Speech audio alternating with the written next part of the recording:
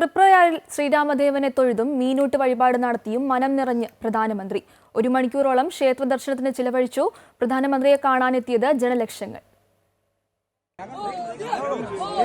ഗുരുവായൂർ സന്ദർശനത്തിനു ശേഷം 10-15ഓടെയാണ് പ്രധാനമന്ത്രി തൃപ്രയാർ ക്ഷേത്രത്തിലെത്തിയത്. ക്ഷേത്രം സന്ദർശിക്കവേ വലിയ ജനാവലിയാണ് പ്രധാനമന്ത്രിയെ കാണാനും പുഷ്പാർച്ചന നടത്താനും എത്തിയത്. തൃപ്രയാർ ക്ഷേത്രത്തിൽ 21 കുട്ടികളുടെ വേദാർച്ചനയിലും അദ്ദേഹം പങ്കെടുത്തു. തുടർന്ന് രാമായണ പാരായണവും അദ്ദേഹം ശ്രവിച്ചു.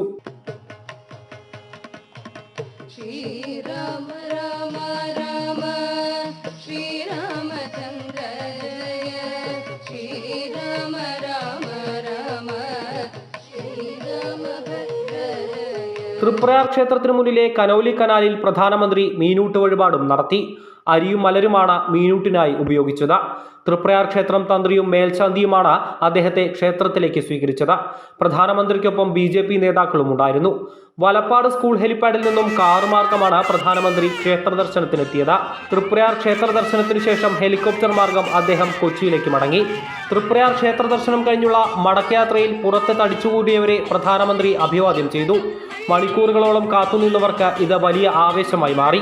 ഒരു റോഡ് ഷോയ്ക്ക് സമാനമായിരുന്നു പ്രധാനമന്ത്രിയുടെ തൃപ്രയാറിൽ നിന്നുള്ള മടക്കം. ഇതോടെ തൃപ്രയാർ ക്ഷേത്രം ദേശീയ ശ്രദ്ധ ആകർഷിക്കുകയാണ്. അമൃത ന്യൂസ്, തൃശൂർ.